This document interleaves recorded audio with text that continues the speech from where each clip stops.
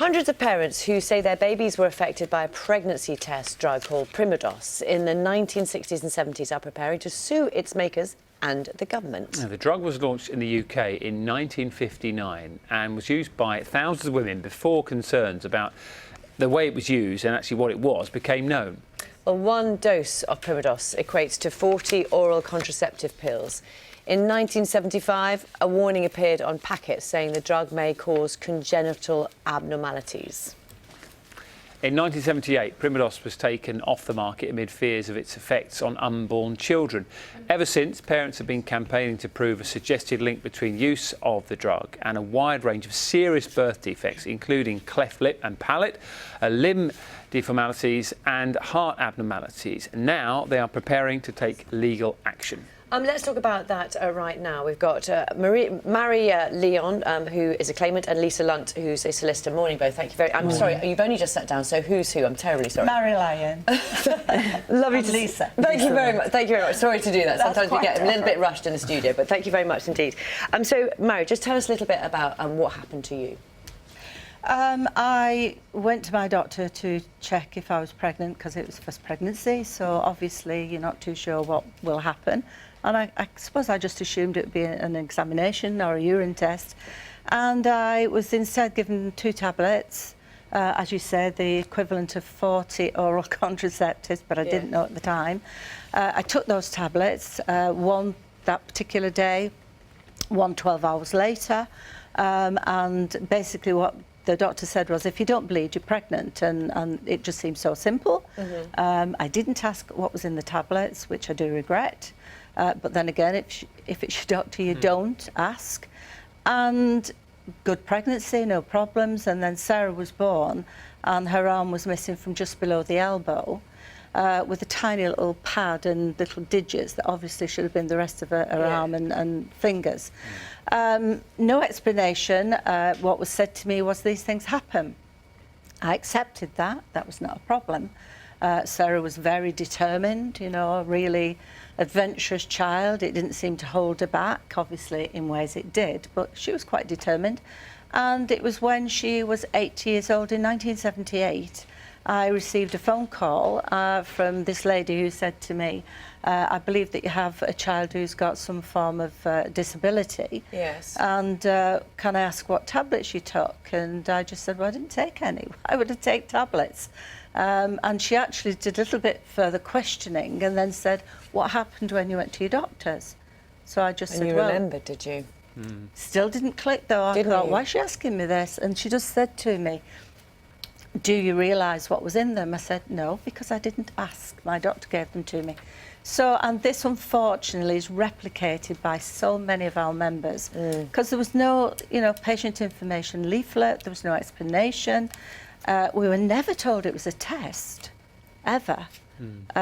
So I think, you know, with hindsight, you think, how stupid were we? But on the day and at that time, that was really the culture, I think, of your doctor.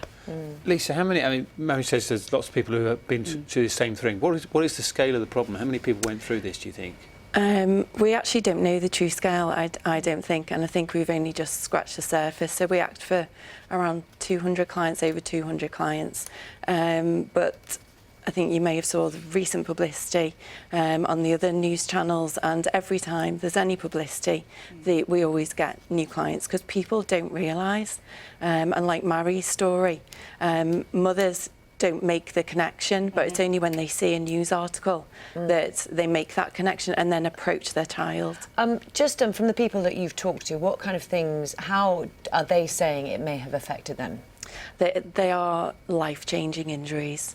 They do range from Mary's daughter's type of abnormality, such as a limb abnormality, to congenital heart defects, brain injury.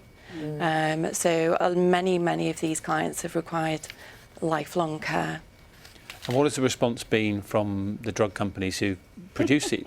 You smile. Is that because have they sort of shut the doors down and say it's not us? Of course, it's a typical response and always will be. It's protect and deny. And unfortunately, that actually continues on with the regulators because they're also in the same position. They know that they had many opportunities to take the drug off the market, and yet they never did. So again, what they will do is, like you say, just pull up the drawbridge and hope it goes away.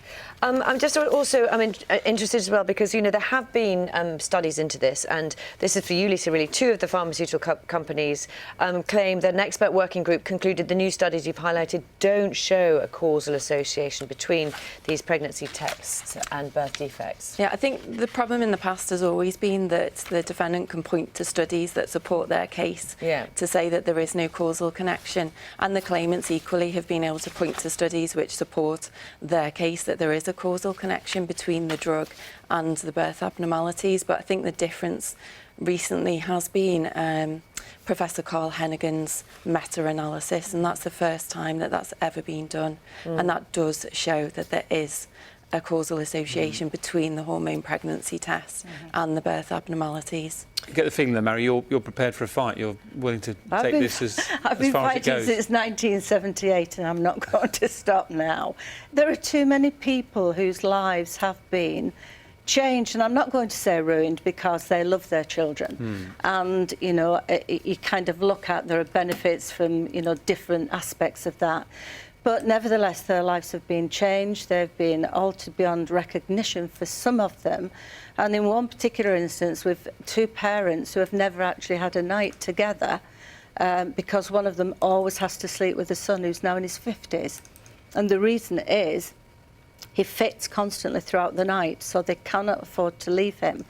And the father is now 81 and the mother is in the late 70s. So this legal action is more about taking care of those people who... So that's been life-changing, Oh, yeah. Good Lord, yes, absolutely. Thank you. Thank you both very much for coming to welcome. speak to us. Appreciate your time. And just a couple of bits of information for you as well. Bayer denies that Primodos was responsible for causing any deformities in children, and responding to the University of Oxford research, added that they will defend their position vigorously and, if necessary, in court. And also the Medicines and Healthcare Products Regulatory Agency say the available scientific evidence did not support a causal association between the use of HPTs such as Primodos during early pregnancy and birth defects or miscarriage. But as Mary says, the fight continues. And we will continue watching it here on BBC Breakfast. Thank you very much. Thanks both.